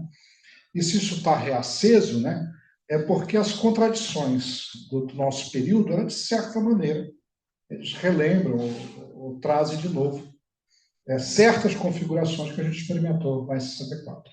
A história não se repete, né? A gente sabe, Marx tinha uma frase boa, né, que dizia que a história se repete, a primeira vez é um drama, né? A segunda vez é uma farsa, né? Pode ser também traduzido como uma comédia, né? A história não se repete, mas determinados elementos, sim, se reapresentam, né? E, bem, feita essa pequena introdução, porque de fato eu precisava falar sobre a ditadura e sobre esse período, ainda que muito rápido, né? Eu vou trazer aqui uma definição, que é o primeiro slide, né? Que efetivamente eu trago e por que é importante para a discussão da ditadura e do dia de hoje, né? Eu estou falando de ações de inteligência, né? Que não é exatamente aquilo que o Marçal, né? O nosso candidato a prefeito, né? De São Paulo, o nosso processo democrático. Inclusive o nosso candidato, imagino, aqui todos fez uma live né, mais recente, então, de certa forma, é alguém do nosso diálogo, né, o Paulo Marçal. Mas não é exatamente isso que eu estou trazendo, não é inteligência emocional ou coisa assim, mas sim aqueles órgãos mais popularmente conhecidos como órgãos de espionagem, né? E o papel que eu verifico, busco apresentar, que eles desempenham em toda essa conjuntura, em todo esse drama nacional, tanto aquele que levou ao golpe de Estado de 64, como nos dias de hoje, né? Bem, as ações de inteligência, né, elas são formas de vigilância que têm como característica serem sistemáticas, né? E aqui focadas, sistemáticas e rotineiras de um Estado em relação a um determinado outro Estado ou grupo de pessoas ou a uma pessoa, né? A palavra-chave, talvez, nessa definição seja a questão de ser sistemática, de ser efetivamente focada. Não é uma ação para coletar uma informação específica e parar, embora você possa ter objetivos específicos, mas sim uma ação consistente e duradoura no tempo, né? Esses órgãos, né, eles surgem historicamente, e aqui talvez vale uma referência anterior, né? A história da espionagem no mundo é muito antiga e depende muito você traçar qual é o início, né? A partir de qual é a sua referência. Você pode usar textos religiosos muito antigos para tentar encontrar alguma coisa e tal, etc. Mas como eu quero falar de órgãos de inteligência, né? Isso me facilita um pouco, eu não preciso fazer nenhuma referência bíblica ou buscar a arte da guerra ou qualquer texto, Código de Hammurabi, ou qualquer coisa muito remota, né? Eu busquei exatamente aquele período que vai do final do século XIX, portanto, os 1800, né, ao início do século XX, quando se constituem, de fato, esses órgãos e suas complexas cadeias administrativas, né, suas colmeias de espiões, agentes, colaboradores e informantes, né? Esses órgãos, eles são, na burocracia dos estados modernos, e aí eu estou novamente voltando ao ao final do século XIX, né? Eles são responsáveis pelo chamado ciclo de inteligência, que, de forma muito simples aqui, para dizer do que se trata, né? É exatamente a preparação, coleta e processamento de dados e informações, transformando em verdadeira inteligência, né? Inteligência é informação transformada ou analisada, né? Os dados e informações compilados e transformados e entregues a determinadas autoridades de um Estado. Isso é que se chama inteligência. Pois bem, esses órgãos eles são responsáveis pelo ciclo e eles nascem nesse período, né? nesse período que vai do final do século XIX ao início do XX, no contexto das disputas imperialistas. Isso é importante destacar, porque foi num contexto de uma disputa imperialista, né, que o Brasil sofreu o golpe de 64. Foi no contexto do recrudescimento de uma determinada conjuntura internacional que nós passamos pelo que passamos em 2016, né? E acho que a gente pode passar para o próximo. Aqui, muito rápido. Eu apresento aqui, eu posso ler o que é que me motiva, né? Qual é a questão que me motivou? É exatamente uma discussão sobre a democracia brasileira e sobre os limites e possibilidades que a gente tem de aperfeiçoá-la numa conjuntura, né, em que a atuação de órgãos de inteligência de países hegemônicos, né, representa um verdadeiro desafio para essa própria consolidação democrática. Ou seja, pressuposto, a hipótese que eu desenvolvi, é que as ações de espionagem dos Estados Unidos, e aqui a gente precisa nomear, né, porque o nosso hegemônico no continente e no mundo são os Estados Unidos, possuem fundamentos econômicos e visam, em última análise, proteger os interesses internos e externos que se servem, melhor dizendo, da situação de dependência. Porque uma das coisas que eu acho importante pontuar é que um golpe como o golpe de 64, e aí tem essa muita discussão, foram conjunturas internas, foram conjunturas externas que levaram ao golpe de 64 e a ditadura de 21 anos. A resposta, na verdade, ela não é tão simples, né? Foi uma combinação de elementos internos e externos, de uma classe interna que se vale de determinadas situações, de determinados arranjos econômicos, né? E também dos interesses externos que utilizam-se dessa classe, né, como seus representantes aqui no Brasil. Essa situação que a gente fala de dependência, né, aqui eu estou fazendo referência especificamente, acho que pode passar para dois episódios, pode passar o próximo. Isso. Eu estou falando especificamente da teoria marxista da dependência, que é a teoria do Rui Mauro Marinho. Eu não vou aqui falar mais profundamente da teoria da dependência, mas posso dizer assim, que, grosso modo, né, a teoria da dependência é um passo, digamos, na minha opinião, adiante das teorias dos cepalinos, né, da CEPAL, que era a Comissão Econômica para a América Latina. por identificar que não era simplesmente a ausência de desenvolvimento industrial que tornava o Brasil um país frágil ou subdesenvolvido, e sim um arranjo entre as economias chamadas periféricas e as economias centrais. O que tem de radical, de interessante, e que eu achei assim um estalo realmente a primeira vez que eu li? É que a gente ouve durante o tempo da nossa formação que o Brasil é um país subdesenvolvido ou em desenvolvimento. Quem é crítico fala subdesenvolvido, quem é talvez mais otimista fala em desenvolvimento. Alguns autores muito sólidos falam em uma situação pré-capitalista, por exemplo, no campo do Nordeste. Pega uns exemplos lá, porque na tradição nordestina, não sei o que, etc. A teoria da dependência ela conduz para uma compreensão diferente desse processo. É que o capitalismo ele não deu errado no Brasil. Essa é a forma do capitalismo brasileiro, dentro de um arranjo internacional que relaciona as economias periféricas à central. Elas são interdependentes, né? Naturalmente tem uma que é dependente da outra na sua condução, que é o periférico é dependente do central, mas elas são interdependentes. E toda vez que esta dependência ela sofre algum abalo, ainda que a partir de uma reforma, as reformas de base, do Jango, ou qualquer outro tipo de reforma que se apresenta, ou de um momento em que as economias centrais elas precisam extrair mais valor da periferia, em qualquer desses momentos, o arranjo, digamos, democrático, ele cambaleia e a gente cai numa democracia, cai numa ditadura. A Inês ela mencionou na abertura aqui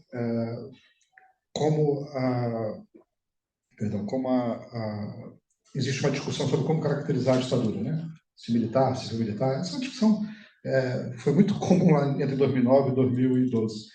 A melhor definição que eu vi para a ditadura e para a democracia brasileira, né, sem querer desmerecer as conquistas democráticas, que acho que são importantes, a gente não pode relativizá-las, ela foi dada pelo Ottaviani, né? Ottaviani. Ele tem um livro chamado A Ditadura do Grande Capital, que falava exatamente, acho que o Rodrigo também expressou, como, embora uma ditadura com poder político na mão dos militares, né, como ela se servia dos tecnocratas civis e, afinal, ela estava a serviço do grande capital. Então, por isso que ele denominava a ditadura do grande capital. E o que eu quero sugerir é que nós transitamos de uma ditadura do grande capital para uma democracia do grande capital. Isso parece diferente, mas ajuda a compreender por que não houve efetivamente nenhuma ruptura. E não houve nem essas rupturas todas na América Latina, mesmo nos países que a gente tende a pensar como mais avançados, né? Nos processos de recuperação. Dou um exemplo aqui da Argentina, que normalmente é apresentado como um país mais avançado nessa política, porque eles tiveram políticas de memória, de fato, mais eficientes em muitos aspectos, mas veja só, o processo de transição ou de memória na experiência argentina foi assim. Logo depois da ditadura, porque a ditadura caiu, houve uma certa fase. Depois passa um enorme ato, sem que absolutamente nada seja feito de efetivo, e só volta com os Kirchner. Ou seja, foi a fase dos Kirchner que nos dá a impressão de que o negócio não era tão vibrante, né? Porque a gente conseguiu acompanhar, e mais aquele período logo depois que a ditadura caiu. Mas agora a gente já está com a monstruosidade lá do Milei, né? Ou seja, já houve um enorme retrocesso. Então, eu gostaria de sugerir que isso também é comum aqui na América Latina. Aí a gente pode voltar um slide para eu avançar um pouco mais rápido. Bem, eu escrevi um livro chamado Documentos Invisíveis e depois uma pesquisa chamada O Governo Invisível, né? O Rodrigo estava brincando comigo, disse, mas tudo é invisível? Você acha um título bom, você vai repetindo, né? Que provoca. E o Governo Invisível, ele é uma expressão, um conceito apresentado no livro de dois jornalistas chamados David Wise e Thomas V. Ross, que escreveram esse livro. Olha que coisa curiosa. Esse livro foi lançado nos Estados Unidos no mesmo ano em que as tropas do general Mourão saíram dos quartéis em Minas Gerais para dar o golpe de Estado aqui no Brasil. E era um livro sobre a comunidade de inteligência nos Estados Unidos e que dedicava, grande parte da obra era dedicada à intervenção norte-americana na América Latina. pegando aí a Central, né, e a do Sul, principalmente. Os países da América Central e do Sul. Então, o que esses dois autores trazem de muito interessante, isso na década de 60, é que eles dizem o seguinte: a comunidade de inteligência dos Estados Unidos, ela cresceu tanto, ela se tornou tão poderosa, que ela não é mais um risco aos processos democráticos na Guatemala, no Brasil ou em El Salvador. Ela é um risco aos processos democráticos nos Estados Unidos, isso nos anos 60. Documentos classificados posteriormente, já nos início dos anos 2000, né, trazem um review, uma análise desse livro, pela própria CIA, dizendo que era um livro bem fundamental, mas eles reclamavam que o livro tendia a caracterizar os agentes da CIA como pessoas inescrupulosas e sem caráter. Vamos avançar. Bem, aí você pode trazer isso rapidinho. Então, esse aqui? Esse outro cavalheiro aqui, mais idoso, né, que aparece na fotografia, alguns já devem ter reconhecido, é o Bobbio, né, Norberto Bobbio, o autor italiano, né, muito comum na ciência política e no direito, né, de ser estudado. Hoje o Bobbio está meio por baixo, né, muita gente não gosta nem de ouvir mais falar dele, mas ele foi muito importante no processo constituinte brasileiro, é um dos autores, é o autor italiano, se eu não me engano, juntamente com Gramsci, mais editado aqui no Brasil, mais publicado aqui no Brasil, é o Bobbio, e que desenvolveu uma teoria lá a respeito da democracia ideal. Então, eu faço um contraponto entre as possibilidades dessa democracia e a situação de dependência econômica. E nessa tensão é que eu vejo a atuação dos órgãos de inteligência. A gente pode passar para o próximo para avançar. Um golpe de Estado, que eu denominei na pesquisa de um golpe exemplar, foi esse que ocorreu na Guatemala. Foi um golpe ocorrido em 1954 e que ajudou, digamos, a moldar a própria história do continente. Só para vocês terem uma ideia, quem estava em 1954 na Guatemala, por exemplo, lá estava um escritor norte-americano chamado Gore Vidal, que ficou tão impressionado. O Gore Vidal já faleceu, né? Faleceu no início dos anos 2000, no 2010, alguma coisa assim. E ele ficou tão impressionado que ele escreveu um livro sobre a experiência dele na Guatemala. Quem estava lá também, pronto para resistir, era um outro autor também, né, que deixou escritos, que foi o Ernesto Che Guevara. E disse que esse foi um momento pivotal também para o Che Guevara, porque ele estava pronto e ele viu todo o processo, né, de desconstituição do governo da Guatemala. O que ocorreu efetivamente na Guatemala? O que ocorreu efetivamente na Guatemala?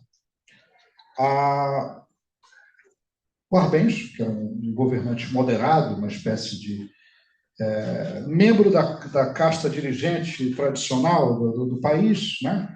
Branca, de origem espanhola, militar, resolveu retomar uma ideia do passado de recuperar determinadas terras improdutivas que estavam com a Banana Fruit Company, a famosa companhia de produção de bens, né, de consumo com banana, como está no nome, com base nos Estados Unidos, mas que operava em toda a América Latina. Talvez nenhuma outra companhia ou empresa, né, na história da América Latina nos Estados Unidos represente tão bem o que foi o imperialismo norte-americano nesse período do que a Banana Fruit Company.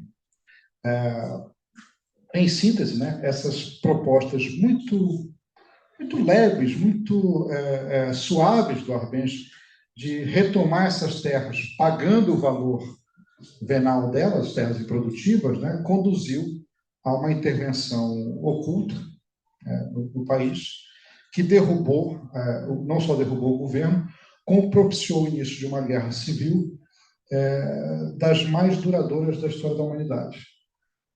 Foi uma guerra civil que durou décadas a um custo humano em nível de genocídio. Por que está escrito, tem um desenho ali da Chiquita? É só para vocês verem as transformações também dessas empresas, né? Essa é uma empresa que tem uma história curiosíssima, porque ela hoje ela tem o controle acionário dela, é brasileiro.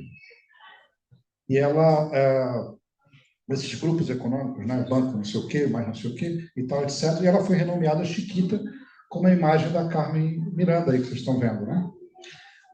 Na década de... Ela foi uma empresa que sempre esteve sob o controle da CIA, de alguma forma, né? E hoje está sob o controle de empresas econômicas do Brasil. Então, o golpe de 50... Aqui são vários autores que foram utilizados para fazer essa pesquisa, como... Só mencionar alguns aqui. O Muniz Bandeira, que é o cavaleiro ali de jaqueta marrom. O Meschenheimer, que é esse senhor de terno e de óculos, que eu vou citar aqui mais à frente. Podemos passar. Conhecendo o que é a comunidade de inteligência nos Estados Unidos, né? Ela é composta hoje por aproximadamente 18 órgãos, né? Com funções bem diferenciadas. A CIA, que é o órgão central de inteligência, famoso pelos seus programas ocultos, né? A NSA, que controla principalmente as chaves encriptadas, né? E que emprega, por exemplo, um grande número de linguistas para fazer esse trabalho de desencriptação e de contaminação de computadores. O FBI, que tem uma função interessante na América Latina, porque originalmente, até os anos 60, mais ou menos, o FBI era responsável por toda a parte de inteligência na América Latina, dos Estados Unidos na América Latina, ao passo que as Forças Armadas e a Marinha ficavam com o restante do globo. Vamos passar. Tudo que hoje parece muito recente, certamente vocês ainda estão na memória a questão os desocultamentos que ocorreram em relação ao Snowden, né? O Edward Snowden, o Julian Assange, que são casos da Wikileaks, os vazamentos que foram publicados no The Intercept, até aqui no Globo do Brasil, né? Mas bem antes desses desocultamentos ou dessas revelações, nos anos 80 nós já tivemos revelações tão bombásticas como essa. Principalmente a partir, né, do que foi divulgado pelo chamado Comitê Church, que era o nome de um senador norte-americano. Esse comitê ele foi criado a partir de vazamentos de informações que ocorreram na comunidade de inteligência dos Estados Unidos e que revelaram coisas assustadoras, como, por exemplo, a existência de um programa chamado MK-Ultra, que é um programa que parece coisa de ficção científica se não fosse perfeitamente documentado. Um programa que utilizava, por exemplo, drogas para fazer controle de comportamento em prisioneiros capturados de países comunistas, em prisioneiros da própria rede carcerária dos Estados Unidos e estrangeiros que eram capturados. Então, tudo que parece hoje muito, digamos, tenha sido revelado, tenha sido aberto, e agora as coisas vão poder ser modificadas, na verdade já se conhecia há muito tempo. É porque existe uma coisa na memória, um desses processos políticos, né, de esquecimento, efetivamente. Vamos avançar. Mais recentemente, né, eu trago aqui, tem um N a mais ali, mas é Assange, aliás, está no lugar errado, N. Assange, Kyriakou e Snowden, que são 3 casos de vazamento mais recentes que interessam muito ao Brasil, né? As divulgações do Assange, por exemplo, revelaram um interesse muito forte, digamos assim, dos Estados Unidos em relação à descoberta de petróleo nos Estados Unidos e ao próprio processo político brasileiro, né? Depois eu vou mostrar mais uma coisa sobre esse aspecto. O Kyriakou, né, que ele trouxe, na verdade, o vazamento que ele trouxe, ou que ele produziu, tem mais a ver com a guerra do Iraque, com as violações de direitos humanos que lá ocorreram, mas ele faz uma análise muito interessante sobre a Lava Jato brasileira. Ele, como especialista, homem de inteligência, e diz que, para ele, não há a menor dúvida de que a Lava Jato foi conduzida sob o comando final da CIA. Ele diz assim, mas a CIA não aparece em nenhum documento, não aparece. Ele diz assim, as coisas não se operam desse jeito. A CIA ela opera por meio do Departamento do Tesouro dos Estados Unidos, que é o órgão responsável, por exemplo, das sanções econômicas. Ela opera através do FBI e através de uma série de outros órgãos, de embaixadas e tal. Então, ao final, ela aparece como controladora, mas ela nunca se revela efetivamente nesses processos políticos. Esses 2 gráficos, só para trazer, um traz a revelação do Snowden, aliás, são 2 da revelação do Snowden, que não sei se vai dar para ver muito bem, mas o primeiro são os programas de cooperação com as grandes redes sociais e grandes provedores de internet que a gente utiliza, inclusive, aqui no Brasil. A data em que eles foram estabelecidos e a quantidade de informações que eles trazem. Tudo que vocês têm aí nos seus bolsos ou nas suas casas em termos de computador está aqui. O que mais chama a atenção é que essas empresas, algumas lutaram um pouco mais, mas, no geral, houve cooperação muito tranquila com esses órgãos. O segundo gráfico é onde há bases ou pelo menos foram implantados determinados dispositivos de captura de informações nas internets dos países. Se vocês verem, a gente está com vários aqui implantados aqui no Brasil, e uma base, que é aquela que aparece mais em vermelho, lá em Brasília. Essa base, ela segundo o vazamento, inclusive, ela não é uma base remota, que possa ser operada à distância. É uma base com gente lá trabalhando. No Brasil, e aqui o Rodrigo trouxe, né, o que nos interessa a respeito de todos esses vazamentos também, é que o Brasil sempre olhou para os Estados Unidos como um exemplo nesse aspecto, né? A nossa ditadura, ela construiu um sistema de inteligência, que foi o Sistema Nacional de Informações e Contra-Informação, muito a partir do modelo norte-americano. Como a gente sabe isso? A partir dos documentos do próprio Memórias Reveladas, a partir do processo de construção do grande criador, digamos assim, desse sistema, que foi o general do Golbery Couto Silva, e a partir do próprio formato da missão desse sistema. Sobre esse gráfico pizza aqui, talvez seja a melhor representação disso que o Rodrigo trouxe na fala dele. A C, que está aqui no início, é a Agência Central do SNI. Você tem os departamentos regionais do SNI, principalmente nas grandes capitais, e as assessorias de segurança e informação nos estados. Tem uma ideia do que essa documentação traz em termos de referências, né? O que a ditadura, afinal, ela se preocupava de registrar, né? Eu fiz uma pesquisa rápida aqui para trazer para vocês. Por exemplo, sindicato, há 298 mil menções na documentação da ditadura. Terrorismo, 223 mil, ou seja, mais é sindicato que terrorismo, né? O que é interessante. Subversão, 85 mil, mas salário, 53 mil. Ou seja, uma ditadura muito preocupada, né, com as questões, com a vigilância em relação à classe trabalhadora. Você vê que não tem tanta coisa, por exemplo, a gente tem talvez hoje uma ideia, que é muito propagada, a respeito de como o movimento estudantil, que certamente teve o seu papel, mas a grande preocupação da ditadura era com a questão dos trabalhadores. E isso é comum, segundo revelam vários estudos na América Latina, em relação à América Latina como um todo. É claro que os jovens, como vocês, muitos, né, serão a ponta de lança dos movimentos de contestação, né, em todos os lugares, em todos os momentos. Isso é fato. Mas a grande preocupação com a ditadura não era efetivamente maconha ou determinados comportamentos sexuais. Isso aparece na documentação. Mas é sim a questão do trabalho. Isso aparece muito forte. Podemos ir já ao final.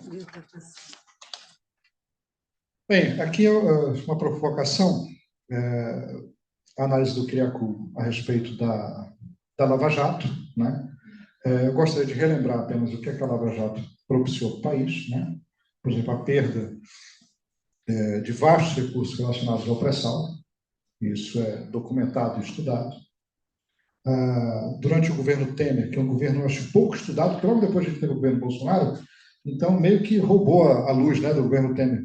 Mas o governo Temer foi um momento chave de determinadas reformas e de que se desempacotou tudo quanto era projeto danoso à soberania nacional. Aqui tem uma foto do VLS, né, que é o veículo lançador de satélites, que explodiu, né, em Alcântara. Não sei se vocês lembram desse episódio. Também é um episódio um tanto duvidoso. Mas uma das coisas que foi desempacotado no governo Temer foi exatamente o acordo bilateral Brasil e Estados Unidos para a utilização da base de Alcântara. Um acordo que já no governo Fernando Henrique Cardoso tinha sido afastado por ser francamente danoso à soberania nacional. É um acordo que hoje estabelecido e não revogado pelo governo brasileiro, ele prevê, por exemplo, que nenhum brasileiro pode ter acesso àquela área que é controlada pelos Estados Unidos. E mais, que os recursos que o Brasil obtiver com o aluguel dessa área, né, que são pagos, né, não podem ser revertidos para o próprio programa espacial brasileiro. Quando eu vi que esse acordo tinha saído, eu disse, bem, não pode ter saído do mesmo jeito, porque não é possível, né, que tenha saído do mesmo, mas saiu exatamente, é o mesmo texto. Esse gráfico, rapidinho, esse gráfico que está, gráfico 7 que eu trago aí, para mostrar como o atual sistema de inteligência brasileiro ele tem sistematicamente sido ampliado. Ele está voltando, não digo que está voltando a níveis da ditadura, mas certamente ele está crescendo em número de órgãos, com crescimento expressivo aí durante o governo Bolsonaro.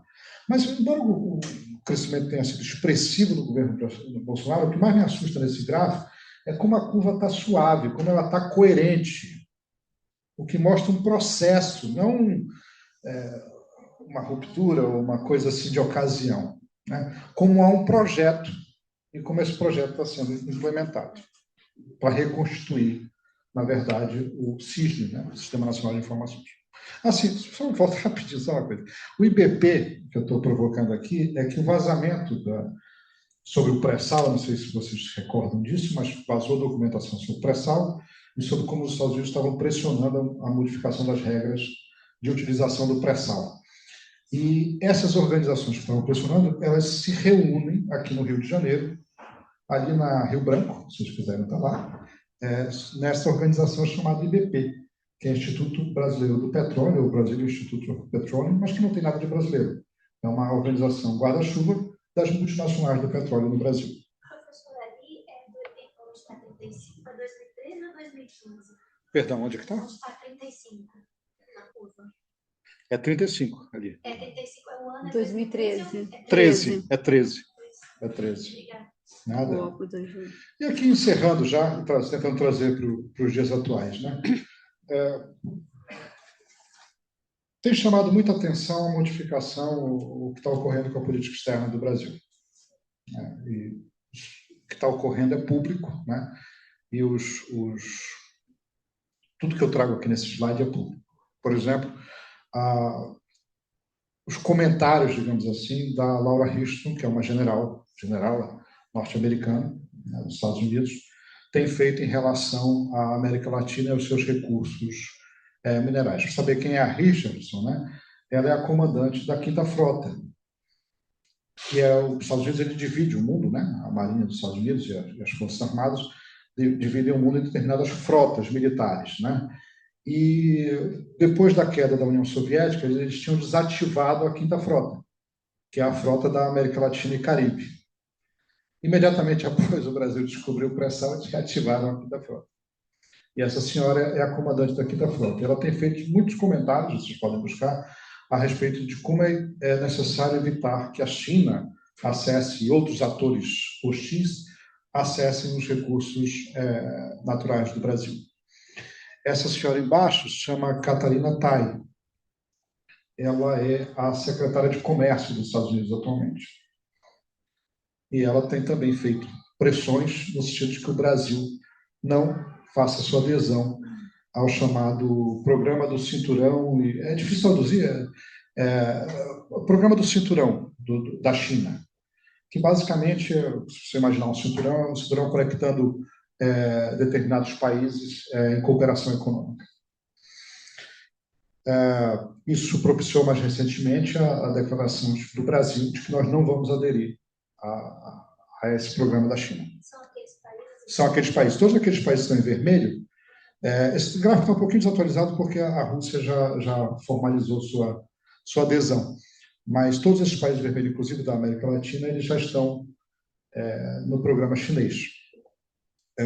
Nós já oficialmente declaramos que não vamos querer aderir. Outra coisa recente, os desdobramentos recentes, relacionam-se, por exemplo, aos nossos caças Saab, né? Nós fizemos um programa durante o segundo governo Lula de recuperação da nossa Força Aérea. Nossa Força Aérea estava caindo aos pedaços, né? A gente usava aviões F-5, né? Que são aviões antigos, tinha alguns Mirage, que eram aviões mais modernos e modernizados também, mas nós precisávamos comprar, a gente é um país grande, praticamente sem aviões de caça. E nós fizemos uma concorrência internacional, que foi objeto da Lava Jato, né? Foi investigada e denunciada pela Lava Jato, para renovar essa frota de aviões. A empresa vencedora foi uma empresa sueca, chamada Saab. Ocorre que, nesse meio tempo, a Suécia entrou na OTAN. depois da invasão dos Estados Unidos. E, pior ainda para a gente, os aviões da Saab utilizam motores da General Electric, que é uma empresa norte-americana.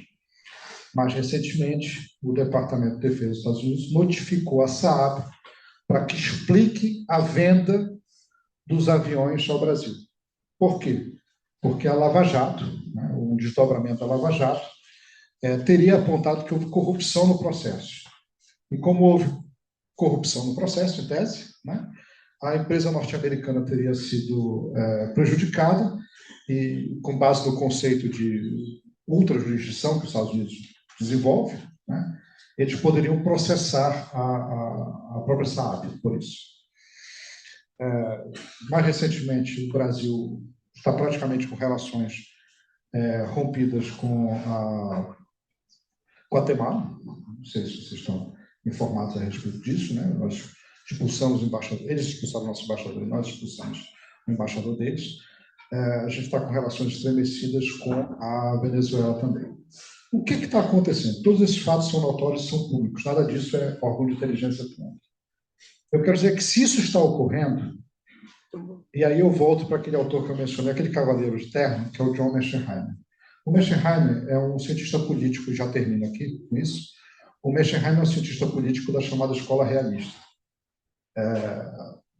A Escola Realista, ela analisa basicamente as relações internacionais e eles pouco se importam com o que ocorre precisamente dentro dos países. O interesse deles é analisar o comportamento dos países na esfera internacional, na conjuntura internacional. E o que ele aponta com elementos históricos e tal é que quando você tem uma potência hegemônica, né, ela não pode admitir nenhuma espécie de desafio naquela área que ela está hegemonizando. E a gente tem exemplos como isso. Por exemplo, a Rússia invadiu a Ucrânia por conta de um risco parecido com esse. A crise dos mísseis quase destruiu o mundo em 1962, também pela intromissão, entre aspas, de uma potência na área hegemônica de outra. Então, se isso está ocorrendo no Brasil, né, muito provavelmente, e aí acho que esse é um indicador forte, é porque nós teremos no futuro, e muito em breve, né, uma nova fase de desafios ao nosso processo democrático. O que a história, se ela nos ensina alguma coisa, é que essas propostas reformistas, mais ou menos equilibradas, ou de tentativa de composição, frequentemente não dão certo. Foi assim com o Jango, foi assim com a Dilma, e acredito que será assim no futuro próximo, para ser bem sincero. E aí, com isso, eu concluo só com umas... Acho que não. Acho que isso eu já falei. Talvez dizendo só que o desocultamento, né, ele não... que a revelação desses processos de inteligência no Brasil e no mundo, eles não levam a correções democráticas duradouras, como se pode pensar.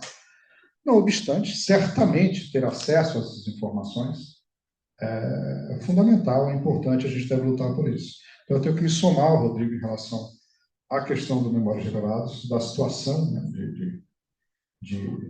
em que o programa, né, o centro de referência se encontra. Lembrando que a gente não pode, naturalmente, comparar o governo Lula com o governo Bolsonaro, seria uma impropriedade por vários aspectos, né, por várias razões, mas existe um fato objetivo, é que o recolhimento de acervos e a difusão de acervos no terceiro governo Lula, já no seu segundo ano, né, está abaixo do que ocorreu no governo Bolsonaro. Isso porque não é só uma questão claro que a fragilidade externa do governo, o governo cambaleante, ele vai se tornar menos disposto a comprar essas brigas. Mas muita coisa é possível fazer por baixo, né? Fazer na burocracia daqueles que são comprometidos com a temática. Então, o fato de a gente experimentar uma queda tão grande no recolhimento de difusão, é muito fácil você, talvez, criticar o rei, né? Assim, o cara que está lá em Brasília, longe, não sei o quê. Existem coisas muito mais próximas ocorrendo para que isso ocorra desse jeito. Um dos argumentos que foi utilizado, por exemplo, para não processar os arquivos estaduais dos DOPs, que é a Delegacia de Ordem Política e Social, era que essas delegacias elas eram órgãos estaduais e, portanto, a responsabilidade era dos estados. Ora, esse é o mesmíssimo argumento utilizado no período Bolsonaro para não fazer esses asseios. E é um argumento, por cima, absurdo, porque o Memórias Reveladas foi criado exatamente porque os estados não têm condições de fazer esse tratamento sozinhos. E mais, esses acervos são estaduais? São, mas eles também são patrimônio mundial da humanidade, reconhecido pelo Programa Memória do Mundo da Unesco. E quem nominou, apresentou esses arquivos para serem reconhecidos como tal, foi o próprio Arquivo Nacional e o próprio Governo Federal, que agora busca se desvencilhar de qualquer responsabilidade em relação a isso. O que é que está ocorrendo, né? Não estou pressupondo aqui nenhuma ação de inteligência em relação a isso. Mas, no contexto da dependência, no contexto do governo cambaleante que a gente tem, o que me parece é que ocorre um processo mesmo de depreciação dessa temática. De entendimento de que, não, essa pauta sobre a ditadura militar já passou, vocês já tiveram a oportunidade de vocês, isso não é mais importante. É preciso abrir caminho para outras pautas como se elas efetivamente concorressem, como se elas não fossem complementares, né? Como se a história, por exemplo, dos indígenas não contemplasse o número fantástico de mortes que foi apurado pela Comissão Nacional da Verdade durante o período da ditadura militar. Como se a história das mulheres não fosse a história das mulheres torturadas, né? Como se a luta, né, pela emancipação feminina, como se a história dos negros não fosse o documento dos negros e o comunismo, que eles que tem dentro da base. Enfim, muito obrigado, boa noite, é isso.